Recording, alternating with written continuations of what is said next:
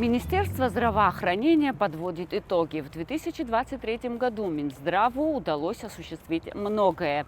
Это и структурные преобразования в системе здравоохранения, оснащение медучреждений современными оборудованиями и внедрение современных технологий. Что конкретно удалось осуществить и какие планы на 2024 год, расскажет в программе «Амчра» министр здравоохранения Эдуард Будба.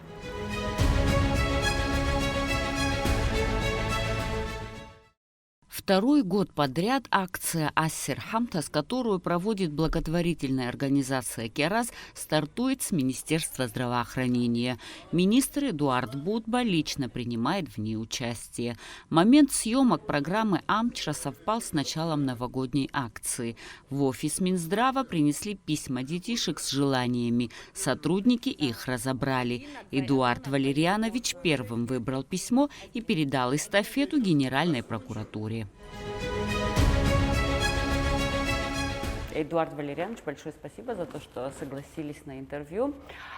Каждый год, уже второй год, по-моему, подряд, благотворительная акция. Если по организациям говорить, то начали с Минздрава. Вот вы выбрали письмо. Можете открыть? Давайте мы тогда откроем. Так. Меня зовут Данил, мне 12 лет, я слушаю старших, весь год вел себя хорошо и хочу на футбол. Я мечтаю получить на Новый год станцию Алиса и черный пуховик. Все будет сделано, Данил. Лично. Не переживайте, ваше желание будет исполнено. Раз мы уже заговорили о благотворительных общественных организациях, насколько Министерство здравоохранения открыто к сотрудничеству с подобными благотворительными общественными Я думаю, что Министерство здравоохранения всегда было открыто и помогало детишкам и тем, кто в этом нуждается. Я буду говорить за свой опыт работы уже здесь, находясь министром здравоохранения. Мы постоянно в плотном сотрудничестве с нашими благотворительными фондами. Это не только Кераз, это не только Ашана, еще другие есть фонды, которым мы тоже помогаем. Есть вещи, которые мы по умолчанию делаем, где-то не афишируем, где-то на личных контактах какие-то вещи делаем. Есть потребность в административном ресурсе, и эти все начинания, они реализуются. Да, мы помогаем нашим благотворительным организациям. Помощь детям – это приоритет в нашей республике, это все прекрасно знают. Есть сложные вещи, которые иногда благотворительным фондам не удается решить. Мы в тесном сотрудничестве с фондами и какие-то вещи на личном уровне с руководителями тех или иных профильных лечебных учреждений за пределами Республики Абхазия, в частности в Российской Федерации, удавалось решать. И, слава богу, решаются эти многие вопросы. Минздрав также оказывает определенную помощь в лекарственном обеспечении подопечных фондов. Мы по Кераз говорим, помогаем, они нам пишут письма. Мы стараемся максимально реализовывать их потребности. Но, конечно, Минздрав тоже имеет определенный свой бюджет, и мы изыскиваем, конечно, возможности помощи. Иногда мы отправляем за счет Минздрава, иногда мы даем какие-то рекомендации, иногда это можно сделать дополнительно в Российской Федерации, вне бюджетов Минздрава, по фондам российским. В этом направлении мы, конечно, очень взаимодействуем, и мне приятно, что мы в таком конструктивном ключе работаем. Есть вещи, которые я, допустим, говорю определенным руководителям фонда, буквально некоторое время, я не буду сейчас озвучивать, каким, но я говорю, прежде чем открывать какую-то акцию, давайте вы с Минздравом согласовывайте эту позицию, может, мы здесь сможем на своем уровне ее закрыть, да, прежде чем открывать сбор, допустим. И я говорю, давайте согласовывать эти вещи, если это в режиме согласования идет, я только за. Давайте теперь перейдем к подведениям итогов уходящего года. Каким он был, 2023 год, и что из того, что вы планировали в начале года, вам удалось осуществить? На самом деле год он непростой, он тоже сложный. 23-й год в этом плане ковидном он более спокойный, но есть другие вызовы. Это ротавирусная инфекция, это во время летнего курортного сезона наплыв пациентов как взрослого, так и детского нашего возраста в инфекционную больницу, в нашей районной ЦРБ.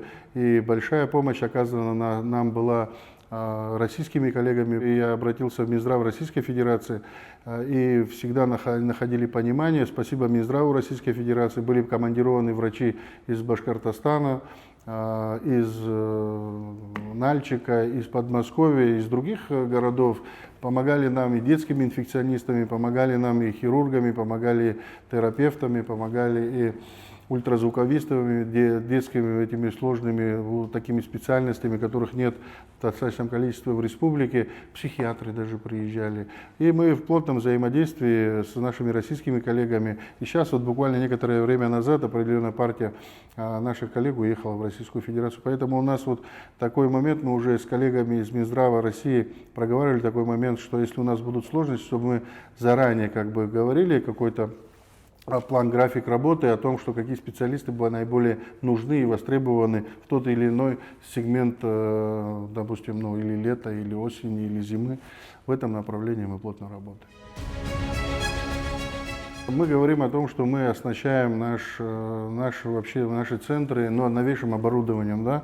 Вот сейчас Национальный онкологический центр пришло оборудование более чем на 24 миллиона рублей. Это стойка хирургическая, это видеостойка, это операционный блок, который совершенно на другой уровень выведет нашу онкологическую службу. Да? Ребята готовые, ребята грамотные, готовы оперировать, нужна определенная техника.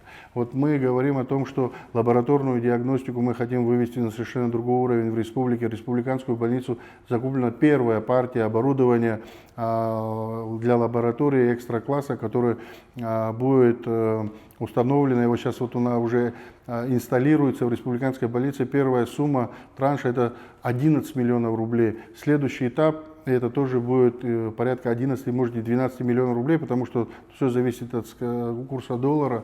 Мы обновляем автопарк наших лечебных учреждений транспортными новыми каретами скорой медицинской помощи. Мы поставили на рейсах машину, да? Мы отдали Гудаута новую Тойоту, на рейсы Гудаута Чимчира.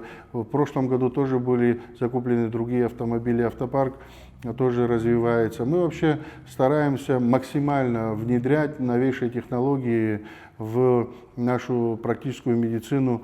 Эндоскопически оперируются в республиканской больнице экстренные пациенты с аппендэктомией, ну, с подозрением на аппендицит, аппендэктомией, кисты яичников. Ну, разные факторы. Мы вот эту хирургическую службу тоже, благодаря нашим ребятам, которые учатся, выезжали на подготовку в Российские Федерации. Часть специалистов ездила, вот сейчас благодаря диаспоре, в Турцию, обучились более 1,5 месяца. Сложнейшие виды оперативных вмешательств тоже будем внедрять. Здесь мы развиваем нашу травматологическую службу. Один период было 20 эндопротезов, вот когда я в первый год пришел, даже это ковидный год был. Потом в прошлом году, вот в этом, ну, уже текущем, 35 эндопротезов. Мы практически их реализовали, там 30 поставили, еще на 5 нету расходников. Я сегодня на пресс-конференции говорил, это большая проблема просто по санкционным вопросам, но поставщики обещали нам эти комплектующие привезти, мы их доустановим, эти протезы, эндопротезы. Много чего сделано в плане лекарственного обеспечения, много чего сделано в плане того, что наши граждане выезжают за пределы Республики Абхазия на лечение, то, которое мы не можем здесь оказать в плане каких-то ресурсов, там, допустим, нету ангиографа, нету стентирования, нету там аортокоронарного шунтирования, есть определенные вещи по неврологической тематике, по кардиологической тематике, по аллергологии нету. Это такой большой блок вопросов, который мы закрываем за пределами на территории Российской Федерации. И в этом направлении мы очень много можем сказать, какая помощь нам была оказана и в каком количестве. И по линии ОМС мы очень плотно работаем с российскими коллегами. Такого объема пациентов, которые получают помощь в рамках обязательного медицинского страхования, тоже не было, поэтому это достаточно серьезные суммы. Вот буквально некоторое время назад пациентка, ну, без фамилии, поехала в российскую клинику и на основании полиса ОМС, выданного на территории Республики Абхазия, имеющей гражданство, полис ОМС, произведено было стентирование коронарных артерий, все это абсолютно бесплатно в одном из ведущих учреждений Российской Федерации. В этом направлении это тоже большие подвижки, я считаю. Эдуард Валерьянович, вот мы находимся в республиканской больнице. Какие новейшие технологии вам удалось То, что вы внедрить? говорили, самое передовое оборудование, о котором мы говорили, первым этапом пришло в республиканскую больницу. Сейчас идет инсталляция и наладка этого оборудования. Сумма покупки 11 миллионов рублей. Это первый этап. Вообще мы планировали разбить его на два этапа. Еще следующий этап, тоже в пределах 11 миллионов, планируем купить в 2024 году. У нас должна быть централизованная экспертного класса лаборатория, одна из лучших в республике, в республиканской больнице. Такие у нас задачи стоят. Вот это вот данные представленные аппараты, это гематологический анализатор, автоматически 5 DIV, который показывает полностью всю необходимую картину крови. Это последнего поколения анализаторы. Данных анализаторов вот у нас и автоматические, и биохимические, и еще у нас какой? Гемостаз в количестве 7 штук. Сегодня первым этапом пришло в республиканскую больницу. Мы именно рассчитывали, проводили совещания с главным врачом, проводили совещания с руководителем лабораторной службы, какое конкретно нам оборудование нужно, какой фирмы, какого качества для того, чтобы сегодня анализы были экспертного класса у нас в республиканской больнице. Вот наша задача – получить анализы экспертного класса республиканской больницы. Насколько я полагаю, для тех пациентов, которые находятся на стационаре здесь, в республиканской больнице, все анализы бесплатно. Ну, конечно, это для них и делается, для того, чтобы все наши граждане, которые поступают на лечение в наше лечебное учреждение, в данном случае республиканской больницы, были бесплатные и были информативные, качественные. Вот наш посыл, в чем заключается. Вот у нас полуавтоматический биохимический анализатор, который сегодня здесь вот сейчас инсталируется, будет работать на цветовую службу, то есть на экстренную службу для экстренных пациентов, которые поступают в приемное отделение. Вот такой аппарат, он будет функционировать. Сейчас он инсталируется, настраивается, это пока такой режим работы. Такие вот операции. Ну, в этом году практически за неполные 9 месяцев эндоскопические, лапароскопические оперативные вмешательства начали производиться по экстренным показаниям в республиканской больнице. Более 90% оперированы с такими патологиями, как аппендэктомия, удаление желчного пузыря и удаление кисти яичника у женщин, и малотравматичные виды оперативного вмешательства, быстрее реабилитация. Ну, сейчас, как в народе говорят, простонародье, это просто с проколов заходит доктор с камерой и малотравматичное оперативное вмешательство эндоскопическое. То есть не с разрезами, а с малыми доступами входных отверстий. Вот так вот мы работаем. Эта хирургическая служба сегодня наращивается в республиканской больнице. За все то время это такие инновационные подходы, и наши коллеги стараются и работают на максимуме своих возможностей. Я думаю, что не на максимуме своих возможностей, они работают, совершенствуются, получают достаточно большой опыт работы, ездят, я сегодня уже говорил, и в другие клиники, совершенствуются. Все это будем внедрять здесь. Это такое только начало передовое. Очень большие планы у нас есть по улучшению хирургической службы. Это одно из направлений вообще знаковых таких моментов в нашем лечебном учреждении республиканской больницы. Ну, раз мы уже в республиканской больнице, не могу не спросить, вот периодически я слышу от граждан, что КТ в республиканской больнице не работает. Да. Работает или нет? Нет, на данный момент не работает. Это КТ республиканской больницы уже и днем, и ночью нам снится, всеми руководству больницы. Есть вещи определенные, которые не так легко было их устранить. Устранили не один раз, и в ковидные периоды их устраняли, и сейчас. Но из-за нашей энергетики или из-за тех причин, которые вообще могут быть, вот был такой момент, когда расфазировка пришла. Фаза другая пришла, понимаете, испортилась. Слава богу, там защита сработала на определенном этапе, но это все не уходит, не проходит бесследно, вернее, да. У нас есть определенные моменты, когда оборудование было устаревшее, там, допустим, мы заменили что-то еще заменили. Понимаете, на данный момент, вот сейчас пришло оборудование в тестовом режиме, мы его хотим сейчас поставить, посмотреть, если это плата, то все хорошо. Если это трубка, то это совершенно другие финансы. Мы же в ковидный период покупали ремонтировали все это дело. Это очень дорогостоящее дело, но у нас, к сожалению, так получается, что в один период и КТ вышло из строя, и рентген вышел из строя, и на территории ЦРБ наших районных тоже вышли из строя. Мы пользовались какое-то время переносными рентгенами для того, чтобы пациенты не страдали, но все равно в режиме такого реального времени стараемся все это дело починить, но специалистов таких нету, которые именно вот по этой части, и они настолько востребованы, да. Мы вот стараемся, вот буквально сегодня она уже в Сочи запчасть, должна сегодня, максимум завтра прийти, мы уже не афишируем эти вещи. Заработает. Да, должна заработать. Мы уже много раз его запускали, и действительно, ну и сам аппарат тоже, ну, как говорится, имеет свой ресурс, да, он тоже не новый, но и трубку ставили, и другую трубку ставили, и работали на ней, как говорится, специалисты там ремонтировали, но нагрузка тоже большая, сами понимаете, очень много пациентов проходят, получают необходимые исследования. В этом направлении, если кто-то будет говорить, что мы не работаем, больше, чем мы, точно никто не хочет, чтобы он заработал, потому что сегодня крайне необходимо нашим коллегам, врачам для постановки диагноза за сложный пациент. Планируете ли вы купить еще аппарат УЗИ? Ну, потому что вот в государственных учреждениях всегда очереди у аппарата УЗИ.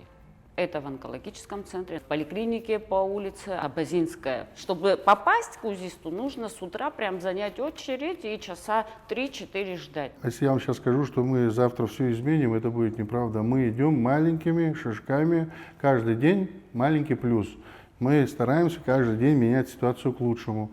Мы делаем то, что нам ставит глава государства задача, руководитель правительства. Мы практически в ежедневном формате, но по ковидной истории там в ежедневном формате, сейчас чуть по-другому, но я всегда докладываю ситуацию первому лицу государства, президенту, премьер-министру. Мы обсуждаем какие-то вопросы, мне ставятся определенные задачи, прихожу на доклад, поэтому вот сейчас, буквально сегодня привезли аппарат ультразвуковой диагностики, подарок из братской Кабардино-Балкарской республики нам. Вот, поэтому я думаю, что президент сам определит, в какое лечебное учреждение он посчитает нужным передать этот дар. Ну вот несколько лет тому назад наши граждане предпочитали вот выезжать за границу и лечиться там. А какая тенденция на сегодняшний день? Наши граждане едут на лечение по тем нозологиям, которые мы не можем здесь сделать. Да. Очень большой пласт пациентов онкологической помощи, которые оказываются здесь на местах. И оперативное вмешательство оказывают, и химиотерапия оказывается. И у нас менее такой сложный круг надо пройти, чтобы получить химиопрепараты первой, второй и третьей линии. Это дорогостоящие препараты, таргетная терапия. У нас даже возвращаются к нам из Российской Федерации наши граждане, которые там получали лечение. Им удобно здесь на месте проходить химиотерапию. Препараты-то одни, понимаете, схема введения одна, протокол один. Ну, человеку удобно, пришел, встал на учет, получил препарат, знает, когда придет следующий препарат. В этом направлении по таргетной терапии мы тоже начали достаточно большой объем финансовых вливаний. Это более 600 тысяч рублей на одного человека каждые 3 недели. Это тоже, знаете, финансово емкие вопросы, но это касается жизни пациентов, поэтому государство изыскивает средства, обращаемся к президенту, к премьер-министру в сложных случаях и всегда находим поддержку. Ну, насколько я знаю, у нас лучевой терапии нету. Хотим, это дорогостоящее, да, очень дорогостоящее. мероприятие. Это не просто взять и поставить аппарат лучевой терапии. Это целый блок вопросов, который должен быть, и который должен быть рядом, находиться на одной локации, как бы. Вот. Это, да, на лучевую терапию, к сожалению, мы вынуждены отправлять за пределы, то есть в Российскую Федерацию, но в планах таких, может, не завтрашнего дня, но перспектива, мы уже даже на эту тему с Александром Золотинским говорили, что есть определенная территория рядом с онкологическим центром, которая вообще, ну, должна использоваться по прямому назначению, и если там в будущем будет развернута лучевая диагностика, это и облегчит и пациентам нахождение там в онкологическом центре, это и по локации будет ближе. Но это пока такие планы как бы Минздрава. Да. Вы можете, вот, есть у вас количество, сколько человек вы отправили в Россию и вылечили за счет Ну, более 700 человек, да, у меня есть цифры, и более 700 человек мы по ОМС отправили, более 800 человек мы отправили по линии, может сейчас я в цифре могу ошибаться, но да, есть определенное количество, которых мы отправили на лечение, мы анализируем это. Да, конечно, только за счет бюджета, да, и мы были случаи, когда было это сложно сделать, потому что есть определенные дорогостоящие препараты, которые получают наши граждане, получают дорогостоящее лечение.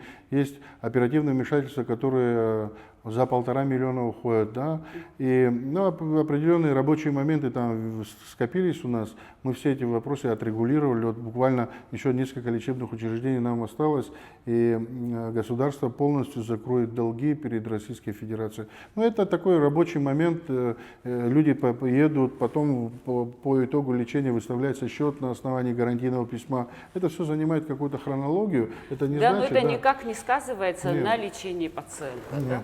Нет, все, что нужно было получить и насколько хватают финансовые объемы наших средств, мы же оказываем помощь, мы же даже еще просим увеличить, и нам по некоторым программам увеличили, у нас там, допустим, 120 было, стало там 170, где-то было 150 миллионов и выше стало намного, для того, чтобы там помочь нашим гражданам по лекарственному обеспечению и по лечению.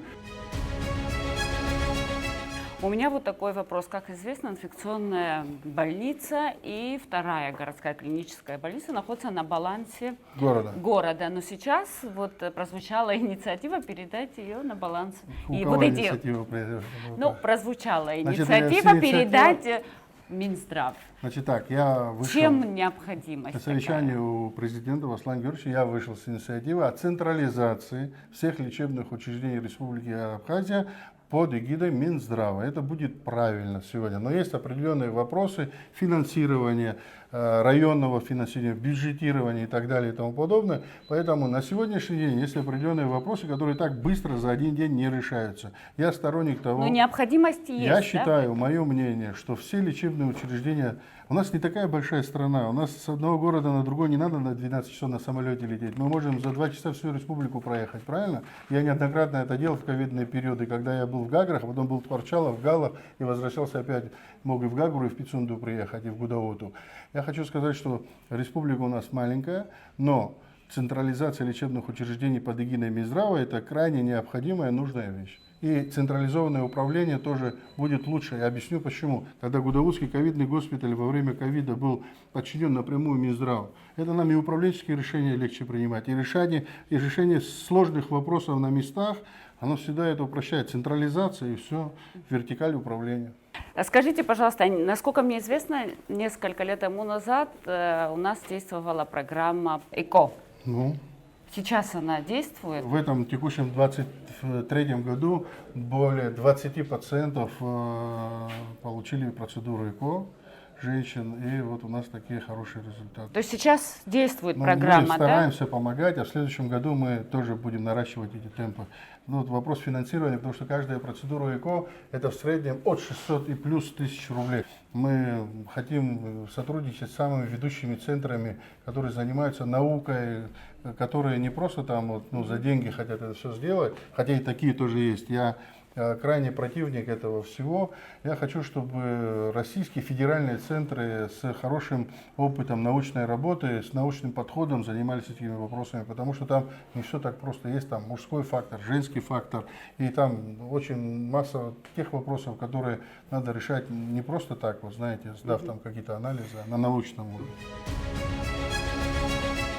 Как известно, профилактика является основным принципом обеспечения охраны здоровья населения. Удалось в этом году провести профилактические мероприятия? Да, у нас были акции совместные с ВАКом, мы еще отдельно проводили свои вопросы. Но по диспансеризации населения на следующий год большой объем финансовых средств заложен для того, чтобы провести диспансеризацию населения. Будем делать акцент на онкологической составляющей нашего населения, чтобы вот эти моменты тоже нивелировать. Была большая масштабная диспансеризация на высокогорном селе Псху, когда поехал туда большой КАМАЗ, рентген, ультразвук, специалисты, более 15 специалистов, начиная от детских врачей, взрослых врачей, офтальмологи и так далее. Поехали, взяли еще анализы, лабораторию. Потом Минздрав Республики Абхазия по назначениям терапевтов, кардиологов адресно, пофамильно, за подписью отправил все медикаменты на сумму больше, чем 300 тысяч рублей в высокогорное село Псху. То есть люди, которые получили диспансеризацию на месте, для того, чтобы им не спускаться сюда, в аптеку, это достаточно сложно. Надо или лететь на самолете, или больше там, 6-7 часов ехать в автомобиле. Поэтому мы пошли на такое дело, отправили им адресно все, что им было необходимо. Да, более того, сделали женщину, там она у меня увидела, говорит: Эдуард Валерьянович, у меня там проблема, мне сложно ходить, и мы ее соперировали. Да, это был сложный случай, пришлось ее отправить в Российскую Федерацию на эндопротезирование тазобедренного сустава, но операция была проведена абсолютно бесплатно для пациента, да, за все это заплатило государство, и сегодня она ходит, дай бог ей здоровья. Привет всем жителям Псху и не только. Термин «врачебная ошибка».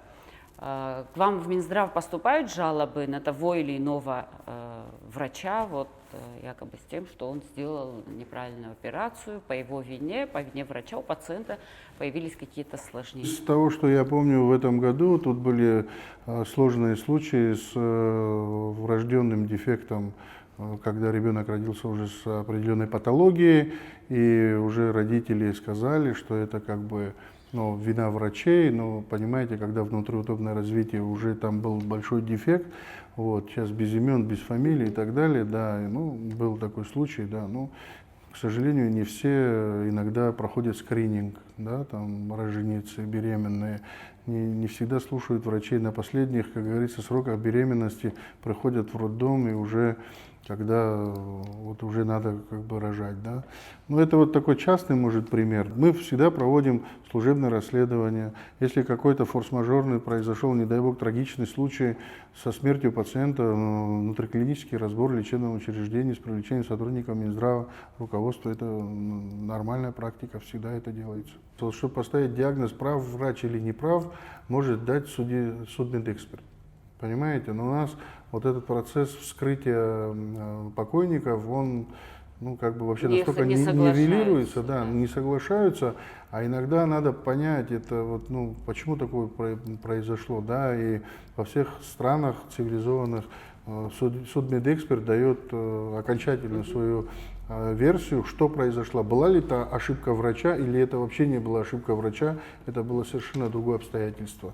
Может, это внешнее какое-то обстоятельство было, или там разное. Я сейчас конкретизировать не буду, но это заключение, оно является основным, да, чтобы понять, сколько вообще, была ли ошибка. Врачебная ошибка, да. Кто на сегодняшний день может дать оценку качеству предоставляемых услуг в сфере охраны здоровья населения? У вас, кто может сказать, эта больница работает хорошо, а эта больница работает не очень хорошо? У вас есть такая служба? Смотрите, у нас маленькое общество, мы сами прекрасно знаем, кто как работает, кому мы пойдем лечиться, да, условно говоря, будь то ли стоматология, будь то ли там гинекология или там детская какая-то ситуация или взрослая. Критерии в нашем маленьком обществе очень такое. Мы все прекрасно сами знаем, кто как работает, и мне так кажется. Конечно, мы стараемся всем лечебным учреждениям уделять внимание в плане оснащения, но это очень большие, сложные вещи. Допустим, плановые операции – это отдельная история. Минздрав хватает финансов только на экстренную помощь, да? А на плановую не хватает. Тут тоже, если человек обращается за помощью, стараемся помогать, но это совершенно другие бюджеты. Это большие бюджеты, которые на сегодняшний день республика, давайте говорить прямо, мы не вытянем эти бюджеты. Пока так. Будем стремиться к тому, чтобы и эту помощь плановую оказывали бесплатно. Этот вопрос периодически появляется в нашем обществе. Полный запрет абортов. Ваше личное мнение, нужно оставить этот закон таким, какой он есть, или же нужно категорически против этого внести закона. Какие-то? Нужно изменения. Конечно, есть медицинские показания по прерыванию беременности. Медицинские показания. Их никто нигде не отменял. Есть определенные медицинские эти показания для прерывания беременности. Как-то приняли закон. Сейчас, конечно, многие скажут, там, вот, надо было так, может было так. Но я говорю с медицинской точки зрения. Мы люди, которые одеваем белые халаты, и мы знаем, о чем мы говорим. Моя позиция абсолютно прозрачная. Да, и многие уже выступают и такую позицию говорят, что мы не можем прерывать беременность. Да, правильно? По закону все это запрещено. Но есть же медицинские показания, если там есть определенные заболевания, которые 100% полагается прерывание беременности. Да? Поэтому как быть в таких ситуациях? Ну вот, понимаете? Поэтому нужно подходить к этому вопросу тоже. От чего зависит, вот пациент находится в стационаре, в одной больнице он платит за анализы и за лекарства, а в другой больнице с него денег не берут? По экстренным показаниям все госпитализируемые пациенты получают наше снабжение, да? Но мы на плановые операции не вытягиваем финансово, чтобы снабжать.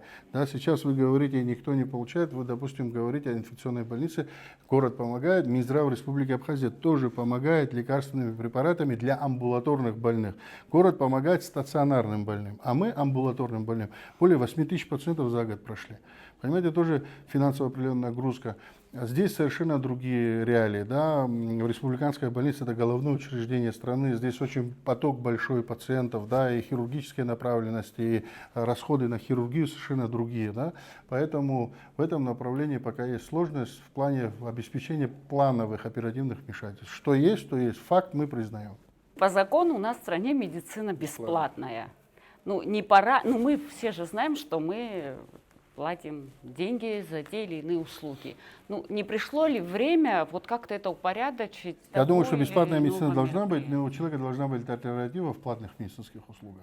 Вот в этом я согласен. Если человек хочет получить, допустим, условия какие-то, там, палату, выбор врача, выбор определенного лечебного учреждения, и готов он за это платить, или те ли виды исследования, ну, во всех цивилизованных странах же это есть. Человек пришел, увидел прейскурант, захотел, заплатил и так далее, правильно? Да. Ну, в этом формате есть над чем работать. Это тоже будет, но на это нужно время. Молодые специалисты, которые вот в России учатся, они возвращаются, но не все. Не все. Вот вы ведете в этом Отслеживаем, плану какую смотрите, работу? даже мы это отслеживаем в том формате, когда они учатся. Я написал в этом году письма всем ректорам медицинских вузов с просьбой предоставить отчет успеваемости наших граждан, которые учатся там. Потом вызвал этих родителей, этих студентов и сказал такую вещь, что пусть это не будет ни для кого секретом, если государство оплачивает за вашего там сына или за вашу дочь, и он плохо учится, в следующем году, если из семейного бюджета вы будете это все дело оплачивать, наверное, ваши дети будут лучше учиться. Поэтому, если человек плохо учится, государство за него не будет, наверное, оплачивать учебу. И те специалисты, которые заканчивают, мы с ними ведем постоянно в формате общения. У нас есть отдел кадров, который курирует это направление. Общаемся с специалистами, иногда они обращаются к нам с просьбой, какие специальности нам нужны. У нас острая нехватка таких специальностей, как психиатров, детских реаниматологов, детских инфекционистов, реаниматологов, врачей ультразвуковой диагностики, именно детской, взрослой. Ну, есть большой пласт вопросов, которые за один день не решить, но этот вопрос вот в таком спокойном, гармоничном темпе с ними согласовывается. И они всегда у нас на связи, мы с ними, вернее.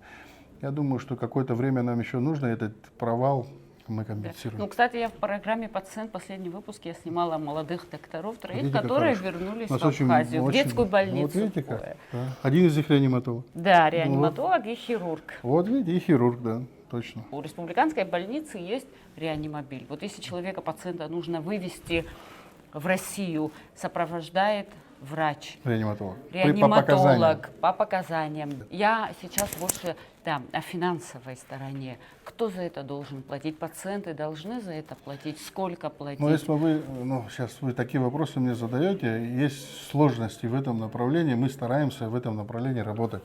Понятно, что мы хотим это все обеспечить, но иногда бывают сложные случаи. Бывают сложные случаи, когда мы отрываем реаниматолога, допустим, единственного, для того, чтобы он повез пациента срочного. Да? Но здесь не можем оголять. Из других районов вызываем специалистов, чтобы на это время здесь перекрыл ситуацию. Бывают ситуации такие касательно детишек вывоза. Да? Не каждый реаниматолог еще может работать, интубировать детей и так далее. Там есть своя специфика.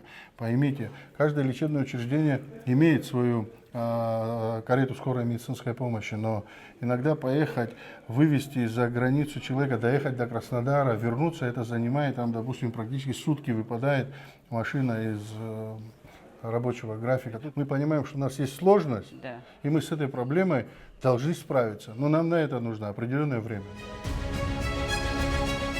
Какие планы у вас намечены на 2024 год?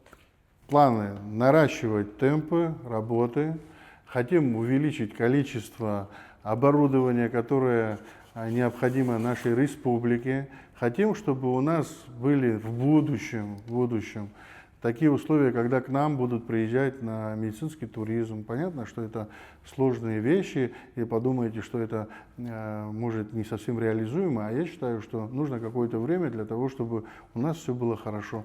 Мы вот недавно ездили в Творчал, в Радоновые Ванны. Вы там были?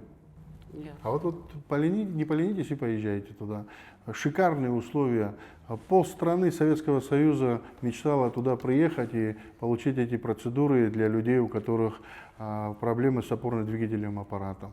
Все сделано, все настроено. Сейчас, к сожалению, на зимний период законсервировано, а лучше бы, чтобы это все работало круглогодично. У нас есть очень много условий, это я как пример вот Творчал взял, очень много бальнеологических курортов, климатических условий для того, чтобы люди отдыхали здесь или получали процедуры в круглогодичном формате. Мы этот вопрос поднимали на первом Абхазском медицинском форуме. Сейчас будет второй Абхазский медицинский форум, где мы это также будем проговаривать о том, что республика не просто должна на 30% мощности курортного сезона работать, да, а круглогодично. Почему бы и нет? У нас можно сегодня, вот здесь сидим, прекрасная погода, подняться через 1,5 часа будем на снежной вершине в горах. Правильно? Подышал здесь морским воздухом, поднялся, подышал горным разреженным воздухом, получил какие-то процедуры. Почему нет? У нас республика всегда предрасполагала к тому, что всегда мечтали люди в Советском Союзе приехать, побывать в Абхазии. Я думаю, что и медицинский туризм будет развиваться, и курортология, и бальнеология, и сфера вот эта вся в комплексе, которая сегодня размораживается, в хорошем смысле, строятся объекты, расконсервируются, вкладываются определенные инвестиции. Я вот был, говорю о том, что я видел, поэтому мне хотелось бы, чтобы люди больше слышали о таких наших курортах, чтобы люди они приезжали, получали процедуры здесь. Здесь же у нас благодатная почва для того, чтобы люди продлевали свое качество жизни. Вот в эти цели, вот эти задачи мы будем реализовывать в 2024 году. Эдуард Валерьянович, я благодарю вас за беседу Спасибо вам. и желаю вам удачи в 2024 году. Всем здоровья и терпения, и все будет хорошо.